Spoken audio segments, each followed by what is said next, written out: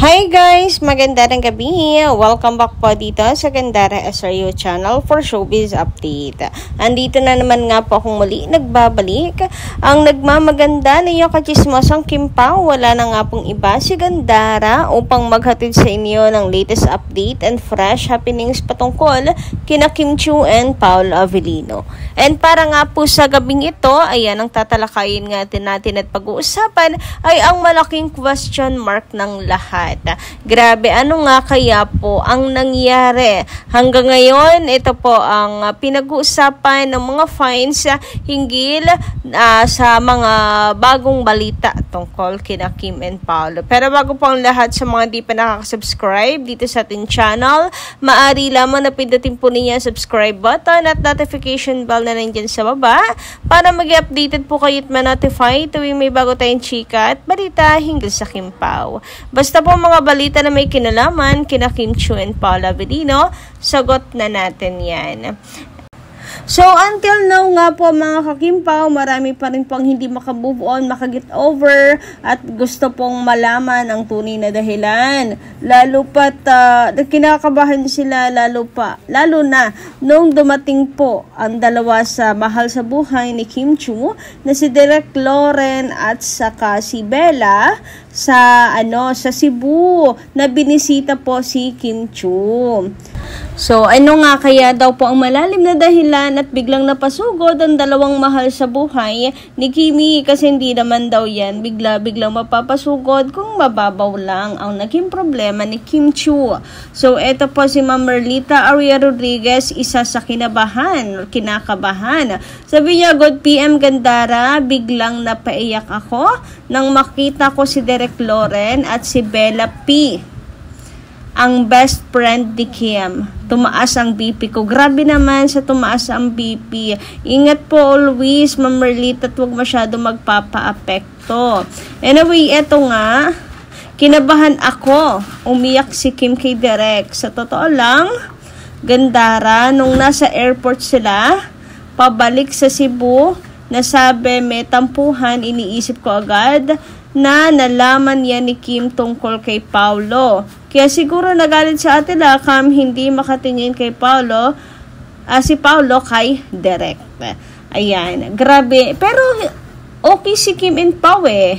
Kung hindi makatingin si Paolo kay Direk, sana hindi rin okay si Kim and Pao. Kasi alam niyo yun, si Kim pa kasi tumutok ng camera sa kanya, and hinarap pa rin ni Kimi yung camera sa mukha niya para makuha silang dalawa ni Pao, yung angle nilang dalawa ni Paolo in one frame. So parang malabo po na si Pao ang problema. Sadyang ano lang siguro talaga si Paolo Avellino, camera shy, pag selfie makapag-selfie ay hindi nga talaga mahilig si Paolo. Siguro groovy. Ayan. Pero selfie. Kaya siguro nahiya si Paolo Avellino. But about naman sa pagbisita ni Direk Loren, yes, nakakaiyak nga. Alam niyo yung timing kasi na may pinagdadaanan si Kim. Lungkot siya nung nakarang araw, tapos biglang nandiyan si Direk. So parang, thank you so much. Merong hingahan na si Kim Chiu kahit papaano, hindi ba? Yung malapit po sa puso niya, sa buhay niya, nandyan. And bumisita pa si Bella. O diba, such a gem, guys, yung friendship nilang dalawa. Nilang tatlo, actually, ni Angelica. Busy na lang si Angge ngayon kasi, alam niyo naman, diba, motherhood era na siya ngayon. Anyway, thank you so much talaga. Alam mong nasa tamang mga tao si Kim Chiu eh, yung paligid niya, yung circle of friends, 'di ba? Nasa mga tamang tao talaga. And nandyan, one call away, or kahit hindi nga tawagan ni Kim Chiu, nandyan sila para kay Kimi. Nakakataba ng puso na, alam mo yon, sa pinagdadaanan ni Kim Chiu, sila'y nandun to support her, moral support sa kanya.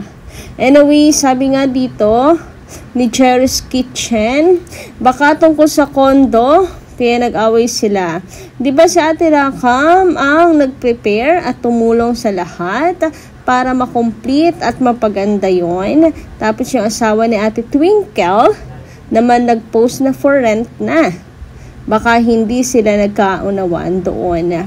Mahirap din kasi if iparent yun. Ang mahal ng mga gamit doon.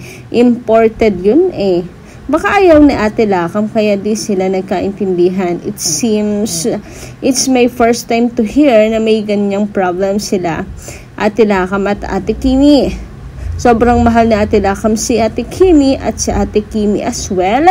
Mahal niya ate niya. Kaya nga biglang shock ako sa sinasabing pag-unfollow sa isa't isa. First time talaga yun. Na parang ang bigat.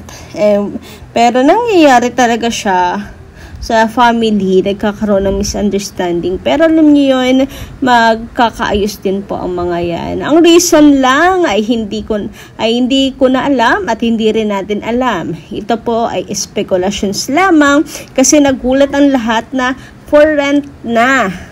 Ang dami ko na nababasang post na ganyan. Di ba ito yung pinagkaabalahan Ate Lakam few months ago, etc. Tapos for rent na, anyari? Ito kaya yon?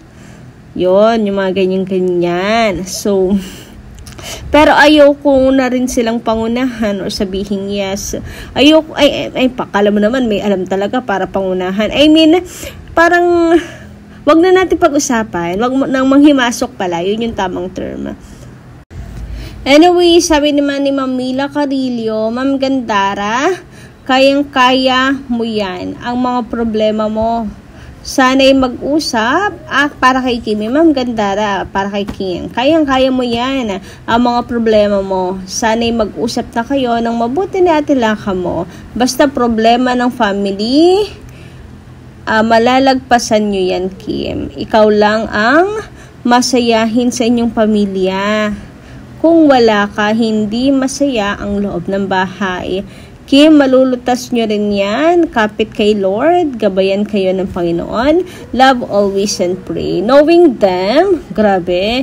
Wala naman pong ibang gusto rin sa Ate Lakam for Kim, kundi ay best po talaga para sa kanya. Sobrang mahal na Ate Lakam ko yan si Kim. Saksi tayo doon, di ba? Mga sacrifices niya for Kimi.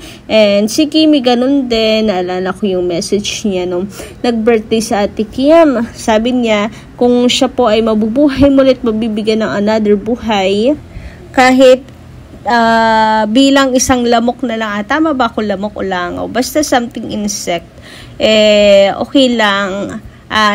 Si Ate Lakam pa rin yung pipiliin niya at gugustuhin niyang maging kapatid. Kahit 1 seconds lang daw ulit yung maging buhay niya kasi isang tapik lang patay na. Si Ate Lakam at si Ate Lakam pipiliin niyang maging ate, maging kapatid, diba?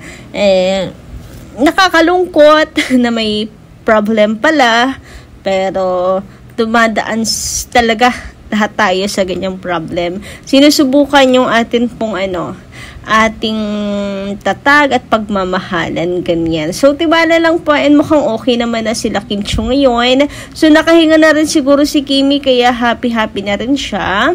And, andyan yung, andyan si Direct. Kahit paano, naibsa na rin siguro yung dinadamdam or dala-dala ni Kim. And si Bella, nandun din, dumating sa Cebu. And move on na rin po tayo kasi mukhang okay at nasolusyonan naman na po. Okay na yung problem kasi natatandaan nyo ito, yung picture ni Kimi, the Twinkle. So baka ito yung napag-usapan. Dalaw pat, ayun, bigla pong nag-post, diba, na for rent. So, naasikaso na puwari na, kumbaga, ay naayos ng problem siguro. And, ayun, kaya na lang tayo, tiwala na hindi pa siguro 100% heal na okay, nakalimutan na, nagkapatawaran, limutan na, hindi naman siguro ganun kabilas, but darating po yung araw. Talagang malay nyo, di ba? makita ulit natin happy family ulit sila. Kompleto ulit ang Chu Fam, di ba? Anyway, hanggang dito lang muna guys ang ating update. Thank you so much sa inyong pakikinig. Kita-kits po ulit tayo sa susunod kong chikas. Maraming pong salamat.